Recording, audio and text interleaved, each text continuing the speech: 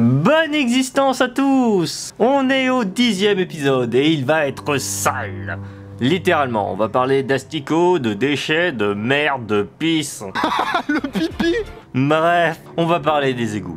Bienvenue dans Interprétation hasardeuse d'Hollow Knight. On va commencer par un bestiaire sacrément atypique, avec pour débuter les hostilités, les pile-flips. Une espèce qui a évolué pour savoir se déplacer sur le dos. Ouais, c'est ça la nature. Il y en a qui évoluent pour devenir plus gros, plus fort, plus résistant. Et il y en a qui évoluent juste pour marcher sur le dos. Je dis simplement que la vie trouve toujours un chemin. Bref, on passe au Bluxac. Ce truc est vivant, en témoignent ses battements de cœur. Son but? Produire des œufs France. Qu'est-ce qu'un œuf France? Un truc qu'on considère en grande partie comme pas comestible, à part ces deux-là, pour une simple raison. C'est dégueulasse. On enchaîne sur les... Ce nom est à l'image de la créature. En effet, ces minuscules créatures flottantes ont de puissants poumons et un corps très extensible, afin d'avoir une taille imposante. Basiquement, c'est des diodons. Mais si, ce poisson-là! Sauf que contrairement aux... eux, ils se collent pas par accident comme des débiles, en se blessant les uns les autres. Ouais, une créature aussi amusante que stupide. Ce qui me permet de transiter sur une race aussi atroce que stupide. Je parle bien sûr de l'espèce des Fluks, un peuple amateur de calme, d'humidité et de déchets. Parce que pour eux... le caca c'est délicieux. Tout comme le nid profond, ce peuple avait son propre esprit de ruche. Sauf que eux, il était giga basique. C'est maman nourrir, maman protéger. Ouais, leur esprit est tellement faible que c'est limite si Radiance a juste eu à contrôler la reine pour que toute l'espèce parte en couille. D'ailleurs, tous les Fluks que vous allez voir sont basiquement une étape de leur évolution, dans le sens que ce truc va devenir plus tard ce truc en grandissant. Je veux dire, si c'est pas clair pour toi, là je peux plus t'aider. On commence avec le début de la chaîne, les Flukfi. Littéralement, ce truc est né avec 3 composants. Des dents, des ailes et un ventre. Le truc qui rend cette espèce viable, c'est qu'elle n'attaque pas ses semblables. Parce qu'à part ça, ce truc n'a aucune forme d'intelligence, et ça s'arrange pas du tout en grandissant. Une fois adulte, il évolue en Flucommon. Sérieux, y'a que moi qui pense à ça? Allez Flukfi, digivolve-toi en Flucommon! C'est nul! Basiquement, ce truc erre sans but à la recherche de nourriture. Quand on le coupe en deux, les deux parties de son corps prennent vie parce que... Bah franchement, quand je vois le niveau intellectuel pour donner vie à ce truc, comment ne pas se dire que c'est pas possible que ces deux parties puissent prendre vie? Parce que basiquement, c'est bouffer ce qui n'est pas de ton espèce. Et quand ce truc vieillit, c'est toujours pas plus une lumière. Car le dernier stade de son évolution est de devenir un Flukmonga. Alors clairement, ce truc c'est l'équivalent d'un sumo. C'est un Fluk engraissé par les déchets des égouts, utilisant son surpoids comme un moyen de défense et d'attaque. Et son moyen de déplacement est de s'auto-lubrifier pour se déplacer dans les tuyaux. Ok, écartez-vous, je vais gerber. Pour terminer avec les Fluks, voici la Flukmarn, la reine de la ruche. Une maman pour les gouverner tous. Cette créature n'a qu'un seul désir, laisser une trace d'elle-même dans ce monde à travers sa progéniture.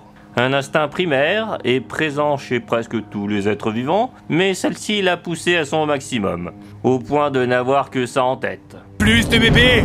Plus de bébés! Il faut plus de bébés! Faites des bébés!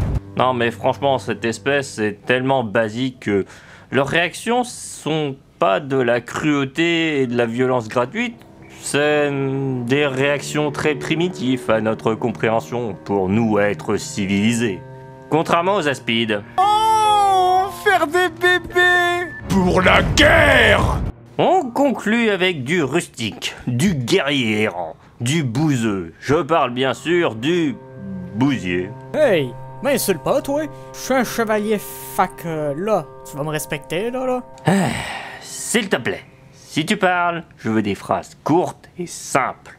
Compris? Hey, tu te crées où, toi? T'es chez nous, fait que si t'es pas content, sac ton camp de là. Tu vas la fermer ou mon frère utilisera du désherbant sur l'isma. Attention, j'hésiterai pas à m'en servir et... Non, sérieusement, ferme-la juste. Là, je me sens seul. Ah bah voilà. Bref, le bousier se nomme en réalité Ogrim, un exubérant guerrier particulièrement agile, ayant fait partie des 5 grands chevaliers du roi. Malgré qu'il soit très atypique, il était aussi le plus fidèle des chevaliers, participant à de nombreuses guerres avec honneur. Il était aussi réputé pour son odeur. Qu'est-ce que là, mon odeur, là? Vous êtes des gros fragiles, là. Vous pouvez pas comprendre. Je vais faire simple. Vous puez la merde! Et personne de civilisé n'apprécie ce genre d'odeur. Isma, ça y dérangeait pas à elle. Parce qu'elle t'aimait. Isma, l'aimable, était un autre des 5 grands chevaliers. Maîtrisant l'acide et la nature, hélas, on ne sait pas ce qui a causé sa mort. Mais avant que cela n'arrive, celle-ci demanda à Ogrim de prêter serment de ne pas la rejoindre dans cette zone, afin de lui cacher qu'elle allait mourir. Et afin de protéger sa bien-aimée, le bousier décida de condamner l'endroit pour que personne ne puisse y accéder, sans devoir lui faire face. Mais au fond, Ogrim savait la vérité.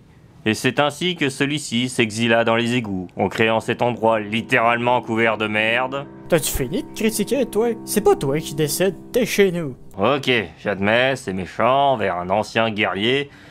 Mais du coup, le fait que vous vous êtes isolé du royaume, du coup, vous savez pas ce qui se passe en ce moment.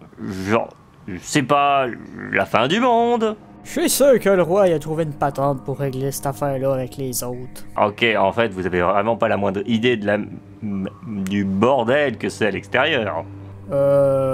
Tu fais peur, là. Oui, bon. Une chose est sûre, celui-ci n'avait qu'une crainte. Que personne ne prenne la relève pour sauver le royaume. Mais le jour où cela arrivera, celui-ci pourra quitter cet endroit en paix. Par contre, je vous préviens, si vous décidez vraiment de quitter les égouts, il est possible que tout soit en ruine et que tout le monde essaye de vous tuer. Ne vous inquiétez pas, c'est parfaitement normal. Ok... Ouais, bon, bonne continuation et bon, moi je me casse d'ici. Bref, on passe au lore de l'environnement. Un endroit totalement lié à la Cité des Larmes, vu que c'est les égouts de la ville. Qui dit grande ville dit grand réseau d'égouts. Surtout quand 100% du temps, la ville se reçoit de l'eau dessus. Donc c'était soit on a un réseau d'évacuation d'eau, soit la cité devenait l'Atlantide. Cependant, autrefois, à l'apogée de la cité, les égouts étaient entretenus, et donc les flux qui étaient évacués par les gardes, d'où leur présence ici, et cela explique aussi que l'endroit soit encore en si bon état. Sauf que lorsque le pays partit en ruine, l'entretien ne s'est plus fait, et les fucs ont pu proliférer dans les canalisations, en amassant les déchets produits au fil des années, et d'ailleurs les déchets sont évacués vers les brumes canyons et frontières du royaume, d'où la surabondance de fluide acide dans ces régions. Bon, en vérité, il est possible que l'acide vienne du cadavre d'Isma, mais ça reste qu'avant cela, c'était des eaux usées qui étaient balancées dans la nature. L'écologie? C'est quoi? Ça rapporte quelque chose? Oui, ça préserve l'environnement, les ressources, même si certes ça implique quelques contraintes. Si ça rapporte pas d'argent, c'est pas important. C'est ainsi que la population n'en eut rien à foutre de l'écologie, et produisit des tonnes de déchets accumulés dans les égouts. Cadavres, lampadaires cassés, des coffres, vides en partie heureusement. Chérie, ce coffre n'est plus à la mode. Depuis une semaine, jette-le, j'en ai déjà acheté un nouveau. D'accord. Oui, on en reparlera plus tard dans la deuxième partie de la Cité des Larmes, mais vous allez voir que c'est fascinant la bourgeoisie dans ce pays. Bref, on va enchaîner sur les habitants.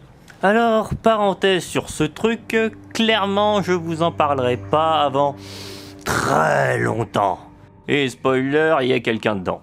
Bref, on a parlé d'Ogrim, on a parlé d'Isma, on peut donc passer à Tuk.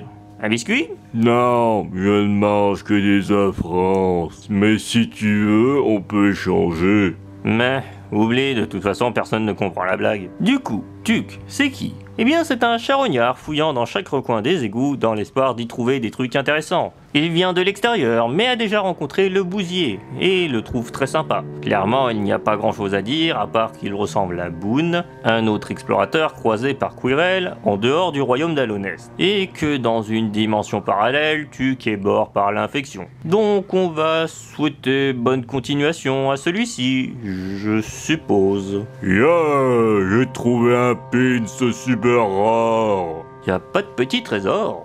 Bref, on conclut l'épisode avec l'ermite Fluke qui... Bordel, j'aurais jamais cru trouver un endroit pire que celui du Bousier. Hé, ne critique pas mes sujets, ils sont fidèles et dévoués. Ils peuvent surtout pas bouger. D'ailleurs, est-ce que c'est vraiment nécessaire d'en torturer un en continu? Y a pas grand chose à faire ici, alors on s'occupe comme on peut. Bon, du coup, l'ermite Fluke est la seule de son espèce à pouvoir parler.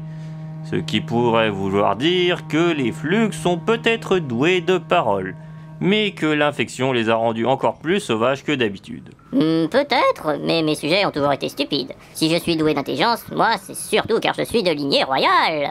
The fuck? Oui, c'est à moi de prendre sa place maintenant que maman est morte. J'ai appris à lire pour ce grand jour. Ouais, bon, je veux pas être méchant, mais ton rôle va être de pondre des bébés toute ta vie. Oui, mais c'est pour cela que j'ai appris à lire. Il va bien falloir que je m'occupe entre-temps. Ouais, c'est logique, je suppose. Bref, cet endroit me dégoûte. Je vais donc devoir me baigner dans de l'eau de Javel en rentrant. Je termine en vitesse cet épisode, donc j'espère que vous aurez appris des trucs. Je vous dis à la prochaine. Bye, et vite qu'on me fasse un bain de désinfectant.